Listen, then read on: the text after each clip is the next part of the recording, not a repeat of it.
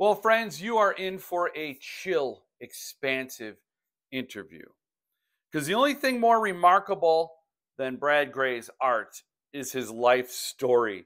And we jump right into his experiences. So you might be wondering, why aren't you talking about the Suntup book or his art? You're talking about his experiences. Well, I think the experiences make the artist.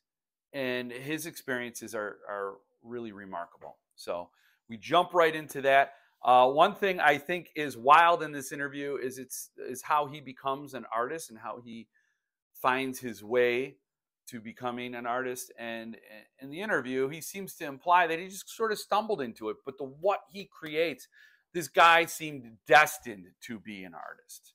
And along the way, we learn in this interview what it really means to be haunted.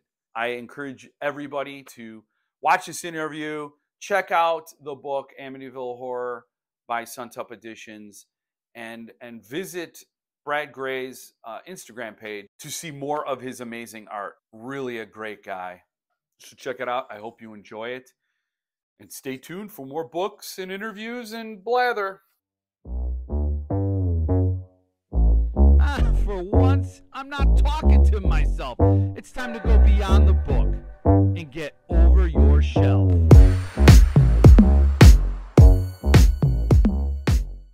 I'm always jealous of people who saw so much of the world, and not just like as from a cruise ship, like, hi, yeah.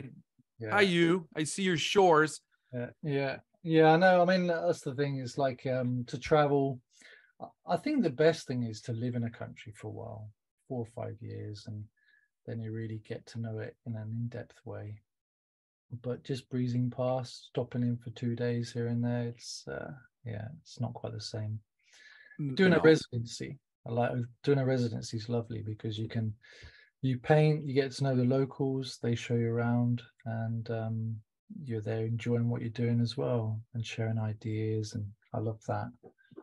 But to travel, I mean, I haven't traveled for a while because we've got the 3 kids who are in education and sport, and it's just difficult to get away at the moment. Yeah, the roots, they grow. And so when you started traveling, I guess we're in the interview now. So yeah, far away, mate. When you started traveling, how old were you? Well, my dad was in the army, so I was traveling with him, obviously, as a kid. And then maybe that was what inspired me to continue once I got to the ripe age. So then I joined the Marines. I was in the Royal Marines for a couple of years, traveled with them, did jungle warfare over in Borneo. Then we went around the Med, worked with the US Marines for a bit in Sardinia.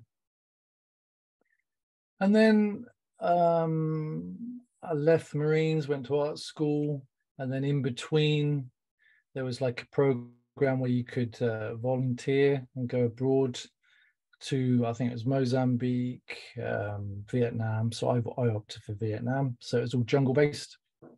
We were working with the World Wildlife Fund, gathering data to help set up a national park in a really remote corner of northwest Vietnam. So I was there for 4 months, and then it's always just been interest of mine to see more of the world. And then after that, we went off to Saudi and saw that sort of local area. Went down to Yemen a couple of times, and Ethiopia, Tanzania. Went up to Kili, and then from there to South Africa, and that's where we settled for 10 years. And during that time, saw the local area around there as well. And now we're here back in Ireland. Yeah. So when you were in the kingdom, you probably lived in a compound, right? Like you lived in a Yeah, I mean, you're probably quite familiar with how it is there. You're very much kind of looked after. You live in a compound. There's the chaperone. You kind of, once you're behind those walls, it's almost like diplomatic immunity. You kind of live your own separate life. But there's a lot of walls. I mean, we had Idi Amin living just down the road, just behind these very, very tall walls, about 15 meters high. But yeah, we're there for 5 years, and probably 2 years too long. I mean, it's always nice to explore. I mean, the diving was great, going out into the desert, exploring these little canyons. But yeah, it's quite a strict life there, really. No, being in these places and allowing yourself to not just pass through, but actually immerse, absorb, how has that transformed your eye, the one that you see with, but also the one you create with? Yeah. Well, that's the thing. You're always absorbing things, even subtle things. Could be I remember catching a butterfly in Vietnam, and it had a certain color scheme Wow. that I've remembered. And at some point, it's going to feature in a painting of mine, but it just hasn't been the right painting. Huh. Just certain anger. I remember being in Ethiopia, down in the Omo Valley, and the river Omo had flooded. So the tribes had been displaced because of the flooding. And there was a lot of tension. So we just arrived as sightseers to experience it. But it was quite a heavy situation down there. People were getting shot. So the tribes were starting to fight with each other, and we just got caught up in it. And I remember, because it was a 4-day journey getting down there in a Land Cruiser, and then you're really remote, and they were asking for our water bottle, which we needed to get us back to fill our way and so on. And the tribe we were visiting at the time, they cursed us. And I remember that feeling, because we couldn't communicate with them. They wanted the bottle, we couldn't give it, we couldn't explain why we needed it. And they started kind of being like cats, arching their backs and hissing, throwing stones at us, and it became quite uncomfortable. I remember that vividly, just that anger and that tension. And then we pulled out of there and got away. But yeah, little things you just, I suppose, go into you, and then it comes out on the canvas in its own way. But I've never really analysed what this particular thing means when I'm painting. It just comes out. I mean, you must be the same, eh? Yeah. I guess I just look at it from, as I said, I spent 50 years of my life growing up in Chicago, and then I moved my family to another state in the same country, within the same culture. And so I have this romanticized view of traveling and being well traveled and picking up all the different human experiences, because it feels like you're just, if you don't have that broader experience, then your lens is very narrow. And you could go deep, you could focus on some things. And yeah, I've been impacted by beauty and anger and all those things within my own life. But but the human experience, I think, finding those commonalities and those threads, like you might not have understood how that tribe was putting a curse on you because you've never seen people behave that way. But the emotion and the struggle and the frustration of needing and not getting and not being able to communicate is universal. And it was just that connection through a single, what is normally a disposable item, a simple plastic bottle that when you're living back here in Ireland, you just dispose of in a bin. But there it's quite a precious item.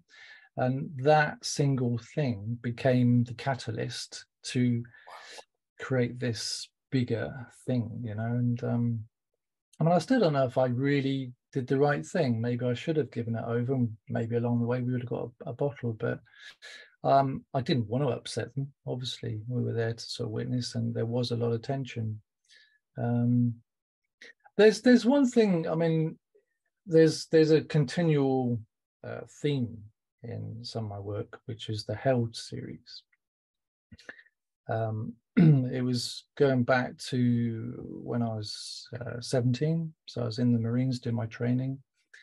And we were doing a survival exercise on Dartmoor for 7 days, where they treated us like prisoners of war. So they took our uniforms away.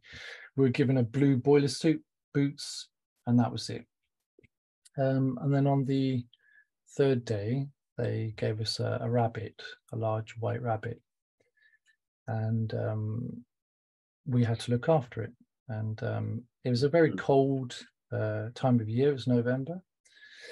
So, yeah, late November, it was characterized by freezing nights, rain, and Dartmoor was renowned for that anyway. So we had to look after this rabbit. It mustn't escape. And so as we were map reading through the night from point to point in the darkness, using prismatic compasses, this rabbit would be shoved down my boiler suit and it would keep me warm. So we kind of had a bond. And sometimes the rain would be lashing horizontally and it would struggle to get around this side of my body. I'd sort of hold it away from the rain. So I think for 3 days, we kind of, had this bond. Well, I felt I bonded to it. But unfortunately, being the military, we had to kill it and eat it on the last day. Wow. And, I remember because they gave it to the people in the troop that they thought it would be a challenge to kill it. And I was one of those people. I did kill it and we did eat it, but I felt bad. But I did a series of paintings called Held. So it was often a monster carrying something soft and cute. So I was the monster, tending to this loved thing. But that has been a common theme in the work. Do you feel like that's does that help you process that whole thing? Like, I don't know. I've never really analyzed it in that way, to be honest. It's something. I mean, I've done maybe 12 paintings in that theme, and maybe a year will lapse and then it will come up again. So maybe it's a cathartic kind of therapeutic thing. I don't know, appeasing my guilt, maybe. 17. That's a threshold in a human life for sure. And that moment, stepping through that doorway, helps shape. And I could see that. That's interesting. Yeah, my son's just turned 18, so I look at where he is now, what he's doing, and reflect, and I think back to the time when now he's my age, so back then. So it's quite a time. Doesn't it seem they're too young? They're like you're 18, you're 17, was like a wiser, more experienced. Like I'm saying that from experience, like as a dad to an 18-year-old and a 16 and a 13. I just keep comparing their years to mine. I want their years to be much more innocent for a lot longer. But then I think the internet exposes them to a lot more from a visual perspective. It's continual stimulation, but experiential, maybe not. So we try and guide them the best we can. But it becomes their world, so they need to guide it too, so a lot of your work, and on your about page, you talk about fantasy and satire, and there is a humor that you and I recognize it, I see it, but there's a humor thread. You try to find that brightness in the duality of human existence. So how were you approached to do the Amityville Horror? How did you feel about that?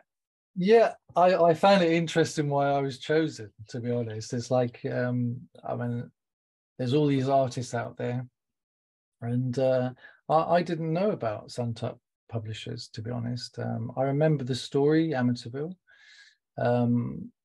As I was growing up, it was in the background. I don't know when it came out, but I remember the image of the house and the eyes and the flies on the window. So when I was approached to do it, I thought, oh, that'd be a challenge. It would. I wasn't familiar with the whole story, so I got the audio book and I listened to it, and quite a fascinating story. It Yeah. is.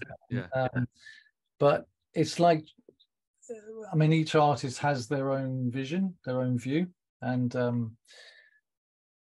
how you kind of illustrate it, but still keep yourself in that somehow. Yeah. That was a challenge I found.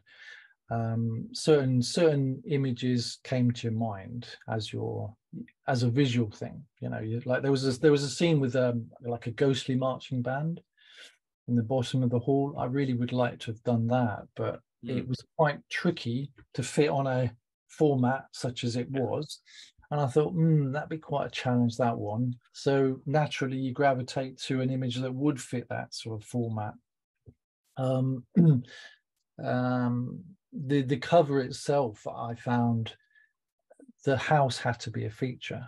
Yeah. And that was the thing I remember. These like windows that were almost like terrorized eyes. It's quite a profound image that sticks with most people. I think that's what you remember. But still trying to have an originality to it. Yeah. It's just a regurgitation of what other things you've seen. So yeah, I was wondering why they chose me. Obviously, there's no humor in the imagery. No, it's quite dark. Very. And then, I mean, like I said, I did the interview with Chet on the Dark Art Society. I mean, the dark art movement is vast. You know, you've got sort of the tamer stuff right to the really dark, sinister, gory things. Somewhere in there I can fit, but I still don't think I'm a dark artist. But the Amityville, yeah, I'd say you'd need a dark artist to illustrate that. Did they ever explain why they picked you? What was their reason? No. You're just the one. You're the one they had. I mean, because I got to say, my introduction to your work was the Amityville Horror art. So yeah. Paul Suntup sent me the files, and I looked at them. I'm like, this is great stuff. I saw all the textures and the way that house seems to be twisting in anguish, but also maybe flipping between dimensions. There's something tortured and twisted about that image, and I love it. And so then I went to your website. I'm like, oh, who's this now? It's still the same, and it still has the same tone, the same strength. Yeah. But it is like meeting somebody who you're friends with, and you're going out, and then you have a few drinks, and they become another person. It's a different tone of the same personality. And so I'm like, wow, if I'd seen that, I would have picked something a little lighter, but you nailed it. Like, I think so.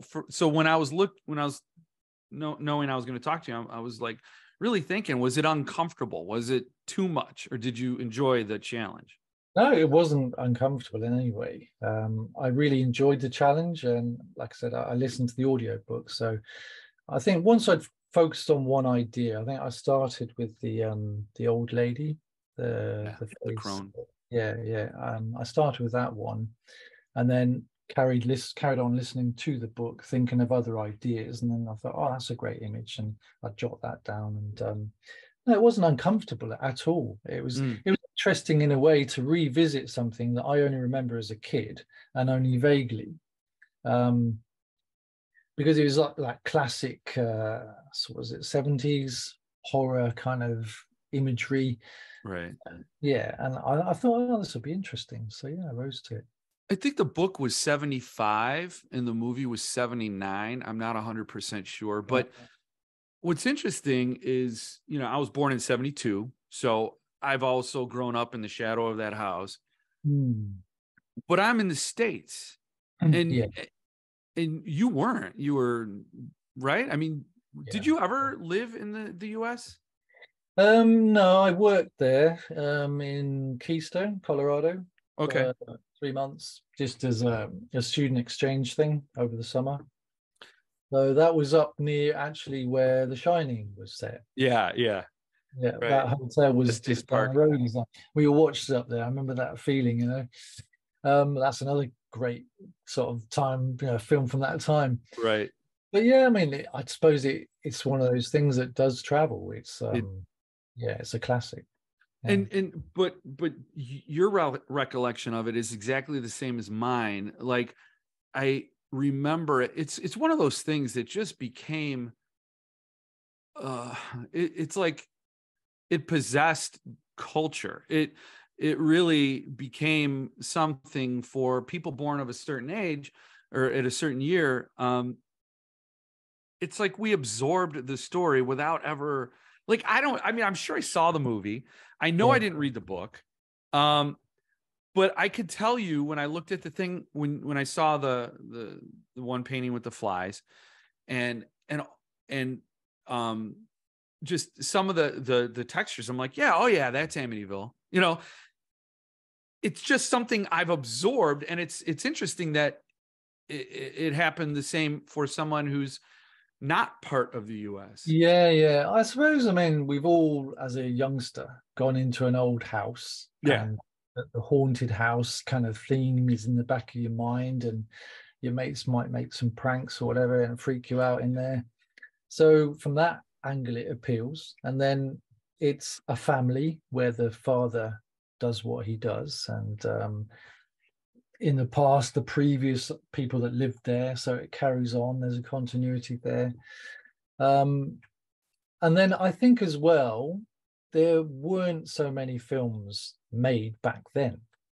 Now we're saturated with media and imagery and social media and so on. But then it stood out as something different, didn't it? Mm-hmm.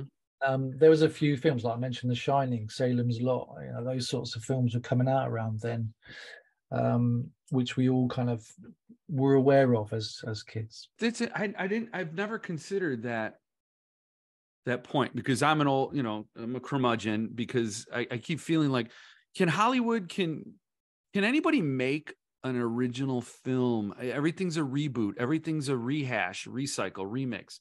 Yeah.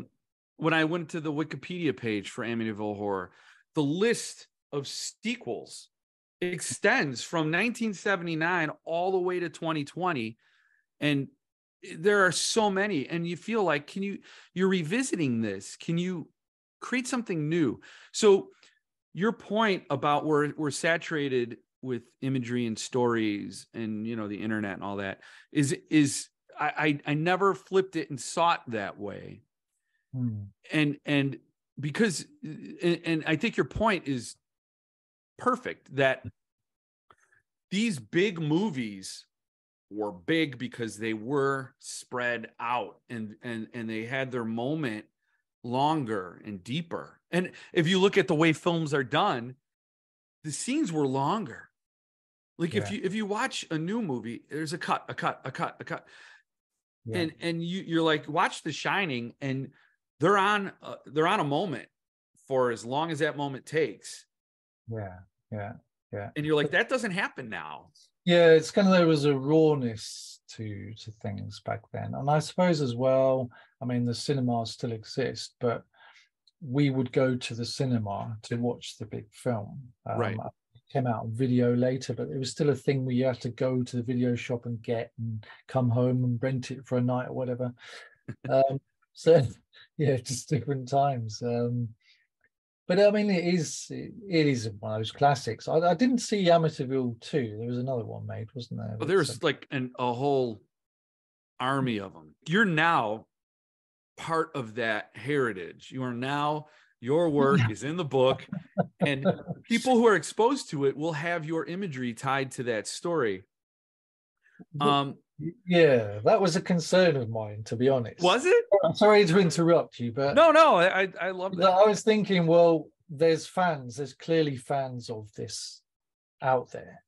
Now, have I done it justice to them? So here I am, because when the creator has written that book, and I come in, and then we meet somewhere in between, where I try and visualize his imagery in my own interpretation. But is that too radical and too far from what the fan base are thinking this is how it should be? It almost has to tie into how it should look. It can't be too radically different, right? Right. That's my thinking. So you listen to the audiobook. Did you watch the movie too? No, I didn't. Because that's where I think a lot of visual inputs are. And if you stuck to the book, to me that's the best thing, because you're tied to the book, and creating something that pulls in from the movie.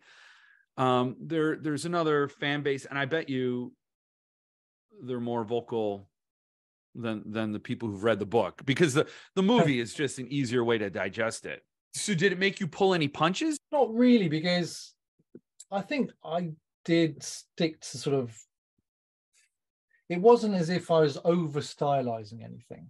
It's not as if I was doing a scarf where it was really radical and different. It's still almost like you could say there were stills from the film. Not that I saw the film. I mean, I did see the film when I was younger, but maybe about 25 minutes. And I remember that sort of bleached 1970s imagery. Yeah. The house looking up. But no, I wouldn't say it's too far removed from visual stills from a film. That's how I saw it in my mind's eye. What's your favorite piece that you did in the book? Do you have one? I liked the image of the dark shadowy thing that was lifting the child up, because that was a very small part in the book, but it was more what the dad was thinking, right? If I remember, he was thinking that was happening. But probably the old lady. I think that was there was a certain direct quality about it, with the lines that were etched on her face, the 3 dark lines under the eyes, with her hair kind of all kind of. The fire was quite a challenge, the sort of fiery thing coming out. Mm-hmm. Yeah, and the real challenge was the flies on the window, because the light is coming through the window, so every single fly has the wings that would catch the light, and it was those little tiny subtle things that I found quite a challenge. And to be honest, I don't know if I pulled that one off, if I was to be honest. Other ones I thought were better images. When I saw that, I got chills. I'm like, oh, that, yeah. So it becomes a touchstone, a little moment. And it's interesting you pointed out because when you were talking about, and I wrote this note down, when you talked about your longest thread in your work is the Held series. And isn't that the demon is holding the child, and the demon is this monster, and the child is beautiful, and so you're right. Yeah, I never really thought about that. I wouldn't put that in my Held series. No. Yeah, but I can see where you're coming from there. Yeah. I mean, I was an illustrator. That's how I started. I went to Falmouth School of Art and did illustration after 2 years of technical illustration. So I didn't because when I left the Marines, I went straight to art school. I didn't really research that much. The technical illustration was very mechanical, very precise. Everything was down to the millimeter. It was laborious and tedious, no expression, but it did teach you how to look at things in a 3-dimensional way, and how to draw things from life and then construct them. So that was useful. But then going on to Falmouth, that was pure illustration. That's where the lecturers opened my mind to a lot of the American illustrators like Brad Holland and Matt Mahurin, names I can remember. Bill Sienkiewicz. I just talked to Matt Mahurin. Right. Yeah, I talked to him. I just talked to him about the last release, Legion. Yeah, right. He did Legion, and I was stunned by his resume. He seems to have directed every music video I ever liked watching, and so that's interesting. So you were. I've forgotten where I was going with this, but it was just opening your mind to new vision, because those illustrators have their own vision, don't they? Yeah. And they were inspiring to me as an art student that was from the Marines with no idea about what was going on there. I mean, I was into some graphic novels, so occasionally I came across some very interesting artists in there. I love 2000 AD, I used to read that. But that Simon was, Bisley is one of my favorite yeah, all-time artists, that guy. yeah. In the school of Frank Franzetta. How did you manage that whiplash between the Marines and then art? Very hierarchical and very structured. Yeah. And life or death situations, and then art. Well, really, I mean, it was only a small fraction of my life. It's 2 years of my life, because when you become 18, you can opt out or stay in for many more years in various contracts. But because, like I said, my dad was in the army, and I was doing judo, and the guy that was taking the judo was in the Falklands War, and he had his leg blown off, and I had a plastic leg. But he was a commando, so a Royal Marine commando.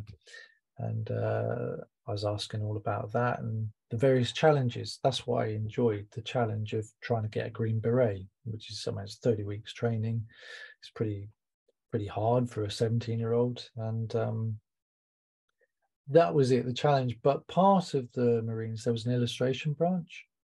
And I thought, well, then I could have the challenge of doing that. I can travel the world and I can do art as well. But it was, I wouldn't say it was art like what I'm doing now. It was maps and things related to the Royal Marines. So it wouldn't be a lot of expression. I thought maybe being a war artist would be quite interesting, but that was a later thought. I mean, I'm very into the geopolitics at the moment. It's very interesting what's going on in the world. And the great thing with being a painter, you can listen to podcasts all day long, all these experts talking about things that you can just absorb as you're painting and doing your own thing.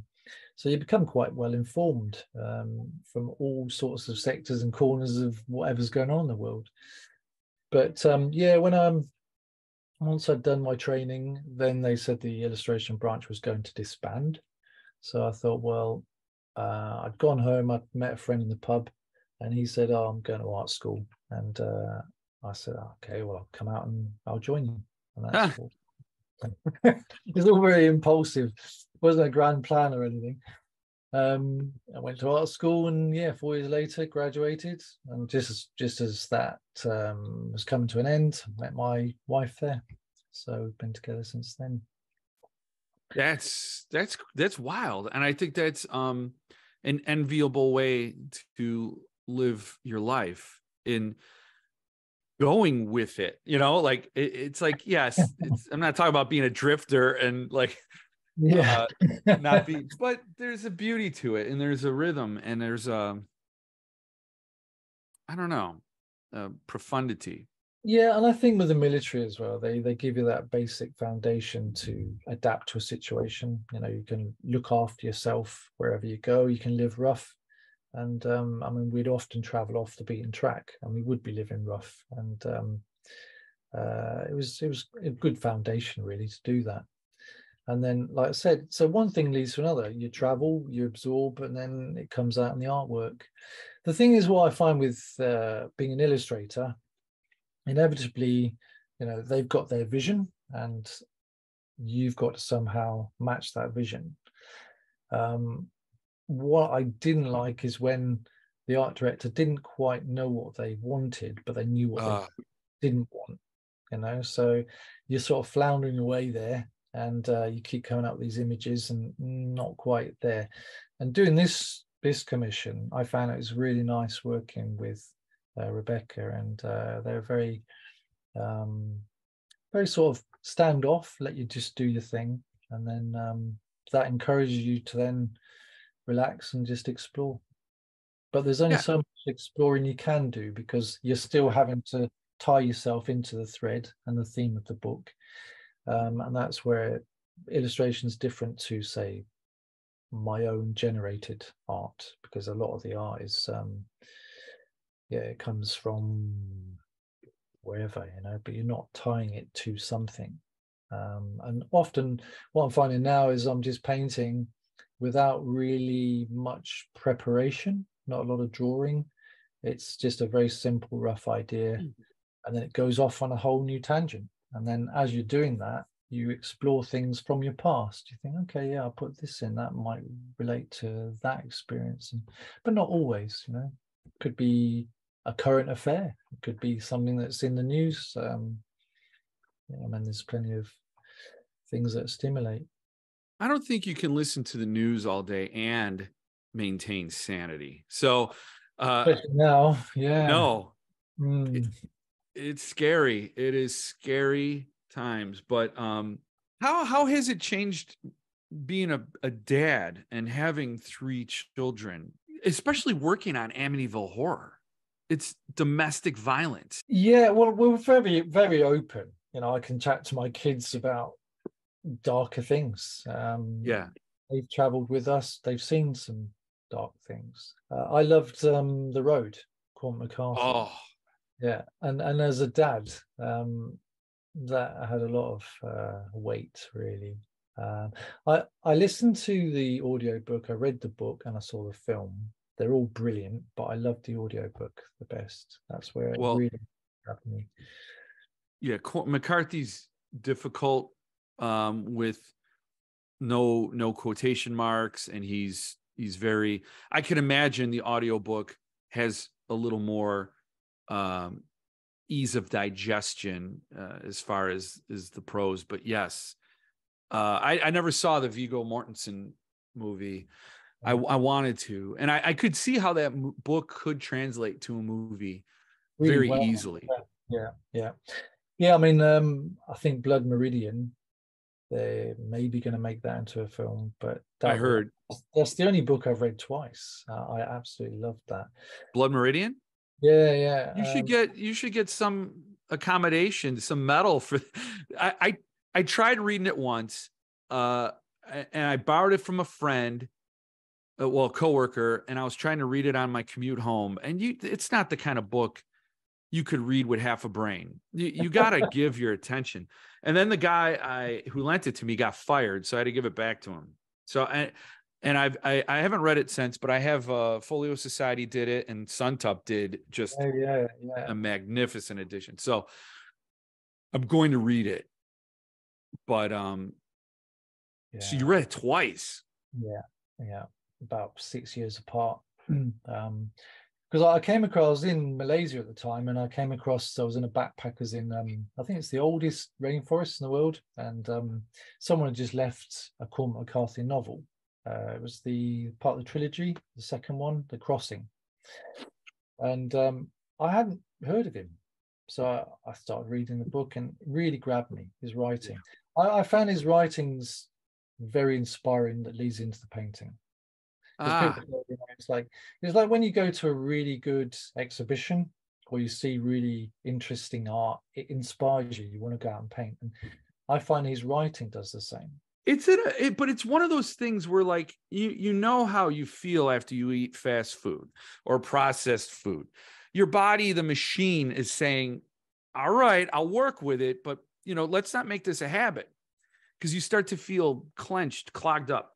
And then when you eat something that's made with real whole food and local and all those things, and you just feel so much more alive. I think that's the same with art.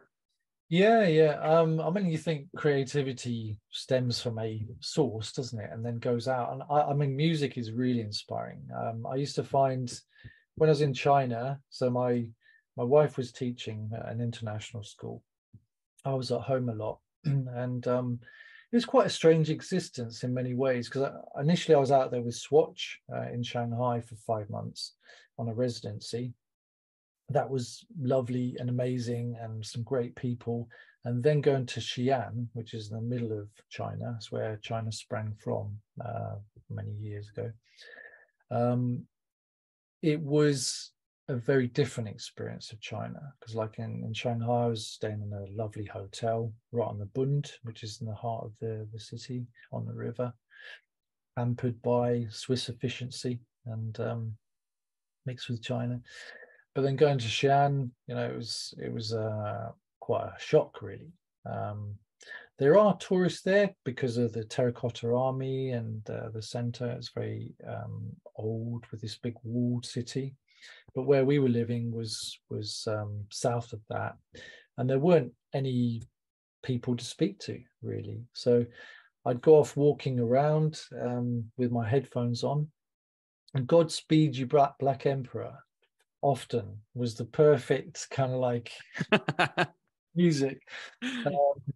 And Swans was another one. I love Swans. And I remember walking around a park, and there was a load of old people, all in black trench coats, all playing dominoes. And they're on these vivid plastic green tables, those low ones, same with the chairs, all hunched over, all looking at these eyes, the dominoes' eyes, all staring up. Wow. And I was listening to one of the Swans songs where it goes, I see it all, I see it all. And it was just perfect kind of marriage of what I was visualizing. I think the music, the art, writing, it's all from that pure source of creativity. It comes out and then it feeds. It feeds other creative forms. I mean, dance has probably got to be the purest form of creativity, isn't it? Because literally you hear that sound and you move to it instantly, and you can almost predict the next sound. There's a Rhythm, that even though it hasn't yet happened, but it's instantaneous. It's just in that same second almost. But yeah, it's interesting stuff. Yeah, that moment of seeing the people play dominoes and listening to that music, I think definitely it's a case of a life in sync. Like you were right in that moment, right when you needed to be, right there. That's amazing. So are there any books you would love to illustrate and bring to life? Well, like I did see that they'd done Blood Meridian, and I thought I'd love to do that because it's my favorite books. But I'm not too familiar with sort of cowboy imagery. Yeah. So although I love the storyline, does it relate to what I'm doing visually? That would be a struggle.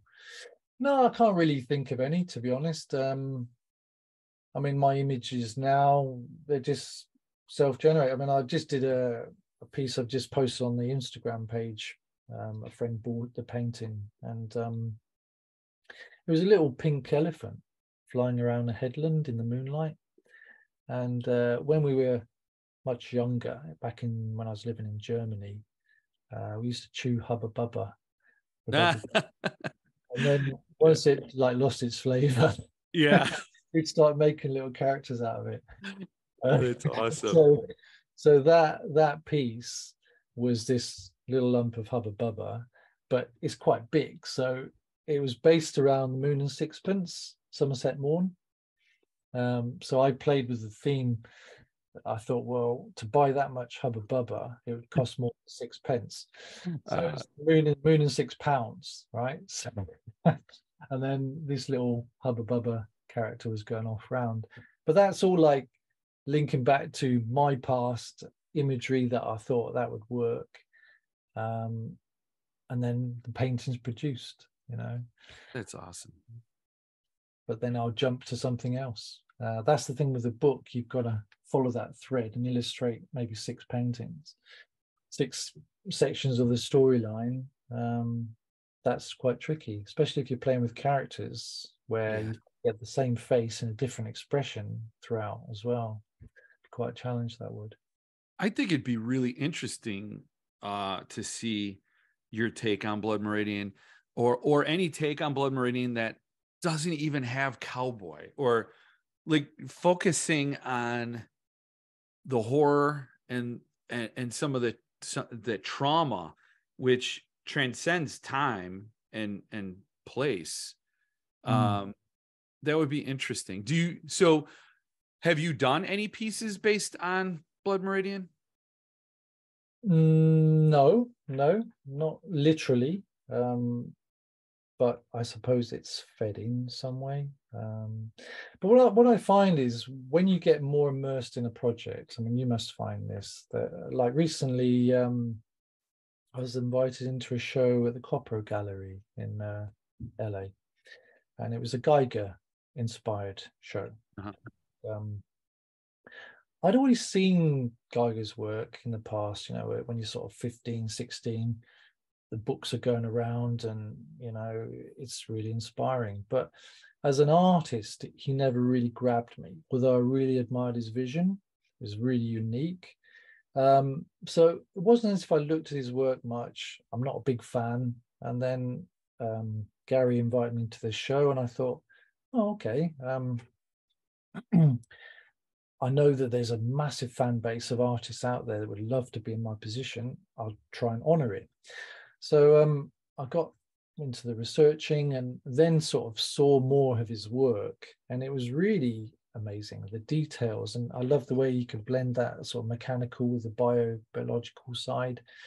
And it was very, very inspiring. But my first piece that I did was too literal. To me, it was the face hugger, it was the alien, it was the figure with his chest bared. And that was my first mental image that came to mind. And I just started painting it. But it was too cliche, in my opinion. And then once I got more into it, that was the stepping stone to get deeper in. And the next piece that I did, I think was far more effective. And it started to open up a whole road that I could have gone down. You know, it's like a whole tangent where you could explore so many things wrapped around the inspiration of Geiger, but not necessarily his imagery, you know. So it's like, that's what I find interesting when you open your mind and then you go into it, but you're marrying it with this guy's vision as well. And yeah, it's definitely something I'd love to explore more if I had another 100 years in my life. I thank you for all the time you've given today. I'm glad I didn't take up 100 years because I know there's probably a lot more you need to do. Yeah, well, thanks, Jeff. Thanks for talking with me. This is the best. I love this. Nice. And you got a lovely fine bookshelf behind you. Yeah, from IKEA, these bookshelves. But yeah, that's my Suntup. I've had all their books since the beginning, and it's right. So you're a big fan of Suntup. Big fan, and and so, I've been a champion, a supporter of theirs for the whole time. You know, I think you should buy books because you love the story, but that's the rule I broke when Suntup came along because they just do such exquisite work and they partner with artists in a way. So like your experience with them, and they're pretty hands off, has been the experience of every artist I've talked to who worked with them. And that to me is huge. I give a lot of respect. They do the vetting when they see your work. They do the vetting when they understand, okay, this is what we can, this is the tonality, this is the style. That's why I kind of feel it was a stretch because there's no humor in Amityville, but I understand why they did it. And I mean, it's like they saw it. And so when they hire somebody who does that to sit and micromanage and art direct. Yeah. But it's interesting why they choose a certain artist to do a book. Like Vanessa Lemon did the Philip K. Dick Scanner. Yeah. Lovely job at that. And it was perfect. The imagery she came up with. I think, she did a great job. How would I have approached that if I'd done it? But yeah, the art director, they come up with, okay, well, let's place that book with that artist and see how we do. And that was exactly same thing with Exorcist and Legion, Mark Potts and Matt Mahurin. They got that vibe of like a sick reality, like that that whole vibe, and your stuff with that twisted anguish. And these are just my attempts at processing what you've processed. You know, and that's how it works. And that's what I love about it, because it'll affect me differently than somebody else. And that's great, because I'd hate to think, you know, that to me is the basis of human connection and chemistry and human relationships. Is it's so different, and it's how it fits together to create a new thing. Yeah. And what it sparks. Yeah, exactly. Well, I really look forward to seeing it when it comes out. Good luck with your future, with what you got going on in the next 100 years, and enjoy wherever you are in the world. Yeah, and same to you, and thanks ever so much, Jeff.